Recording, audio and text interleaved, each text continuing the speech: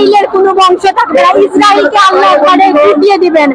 Israel যে নির্মম বর্বরতা ফিলিস্তিনের উপর নিরীহ মানুষের উপর চালিয়েছে তা ইতিহাসের বুকে থাকবে। এবং মুসলিম উম্মাহর প্রতি আহ্বান, আপনারা সবাই আপনাদের রোমান্টিক হৃদয়কে জাগিয়ে তুলুন এবং ফিলিস্তিনের দিকে একটু তাকান, গাজার দিকে একটু তাকান, রাফার দিকে একটু তাকান এবং সবাই এবং আমি বলতে চাই ইসরায়েলি প্রধান বয়কট করুন। আমাদের কোথাও আর কোনো হবে না, আর কোনো হত্যাকাণ্ড আমরা দেখতে চাই না এই ফিলিস্তিনের জমিনে। তারা যে বর্বর হামলা চালিয়েছে, আর না জানি যে বোমা হামলা চালিয়েছে, তার ইতিহাসের নিষ্ঠুর এবং ঘৃণ্যতম কাজ।